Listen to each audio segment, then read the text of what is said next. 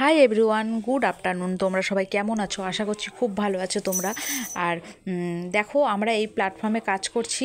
আমরা মানে একে অপরের পাশে না থাকলে কখনোই সম্ভব না। আর একা তো এই প্ল্যাটফর্মে কাজ করাই যায় না, তোমরা সেটা সবাই জানো আশা করছি। তো এই প্ল্যাটফর্মে কাজ করতে গেলে সব কিছু রুলস মেনে আর পলিসি মেনটেন করে কিন্তু কাজ করতে হয়।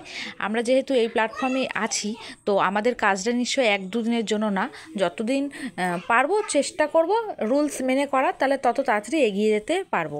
তো আজকে কি করছি চলো দেখে নাও। আমি আজকে খুব একটা সিম্পল রেসিপি। এখানে কিন্তু একটু আদা বাটা, একটু রসুন বাটা আর একটু শুকনো লঙ্কা গুঁড়ো ছিল। রসুন কিন্তু 2 থেকে 3টে কোয়া ছিল, আর মানে একদমই অল্প আদা, হ্যাঁ, একটু বাটা ছিল। তো এখানে এটা হচ্ছে মাছের বাটি চচ্চড়ি অনেকে বলে, হ্যাঁ এটাকে। তো কিন্তু খেতে দারুণ হয়। অনেকে হয়তো ভাবতে পারে এইরকম করে রান্না করলে কেমন একটা টেস্ট হয়, কিন্তু করে দেখবে এরকম প্রসেসে দারুণ লাগে খেতে।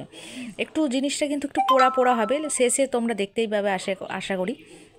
তবে খেতে দারুণ হয়। এটা আমার শাশুড়িমা করেন নিজে হাতে। তো অনেকে টমেটো দেয়, অনেকে টমেটো দেয় না। তবে আমরা এই প্রসেসটাতে টমেটো দিয়েছি।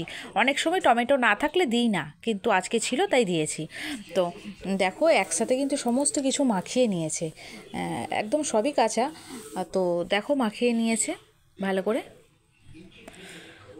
এখানে কিন্তু পেঁয়াজগুলো একটু মোটা মোটা করে কাটা ছিল, আলুগুলো পাতলা করে কাটা ছিল একদম। আর এই মানে একটু রসুন বাটা, একটু আদা বাটা, কাঁচা লঙ্কা, সর্ষের তেল আর পরিমাণ মতো নুন হলুদ দিয়ে একসাথে মাখিয়ে কড়াইয়ের মধ্যে বসিয়ে দেওয়া হলো। অল্প একটু মানে জল, মানে একদম হাফ কাপ মতো জল, বেশি জল দেওয়া যাবে না, তাহলে সবই গলে যাবে। আর এই মাছের রেসিপিটা এমন না, মানে এই যে বসিয়ে দেওয়া হলো হিটারে, দেখো কোনো ঢাকনা দেওয়া চলবে না, মানে ঢাকা ছাড়াই এটা হবে। হালকা হিটে, খুব বেশি হিট দেওয়া যাবে না, হালকা হিটে এরকম এই দেখো ফুটতে লাগবে, অটোমেটিক জল বেরিয়ে আসবে। এখানে জল খুব বেশি দেওয়ার প্রয়োজন নেই, দিলে একদম পুরো গ্যাদগ্যাদে হয়ে যাবে, সেটা একদমই ভালো লাগবে না। এই দেখো এরকমভাবে বেশি নাড়াও যাবে না। এই মাছটা রান্নাটা না এমনই, কীরকম দেখো নাড়ছে আমার শাশুড়ি মা, কেমন করে নাড়ছে দেখো, তোমরা বুঝতে পারবে। ভীষণ আলতো আলতোভাবে নাড়তে হয়, নাহলে মাছগুলো ভেঙে গেলে একদম কাটা কাটা, মানে গোটা তরকারিটাতে কাটাতে ছড়িয়ে যাবে। যার জন্য দেখো দেখো হালকাভাবে একটু নেড়ে নেড়ে মানে ওপর নিচ করে দেওয়া আর কি, আর কিছুই না। বুঝতে পারছো কেমন করে নাড়ছে? তোমরা দেখে কিছুটা আশা করি বুঝতে পারছো বা বোঝাতে পারছি আমি। তো এরম করে মাছের ইয়েটা করেছে। তো কিন্তু এটা এখানে শেষ নয়, এটা একদম শুকিয়ে যাবে জলটা, আর একটু লেগে লেগে যাবে। দেখো রেসিপিটা কিন্তু হয়ে গেছে। তো আমি শেষ মুহূর্তে তোমাদেরকে দেখাচ্ছি, দেখো এরকমভাবেই। আমি আর নামানোটা দেখাইনি, খুব সময়টা ভীষণই অল্প, যার জন্য এরকম করেই দেখিয়েছি। খেতে কিন্তু দারুণ হয়েছিল।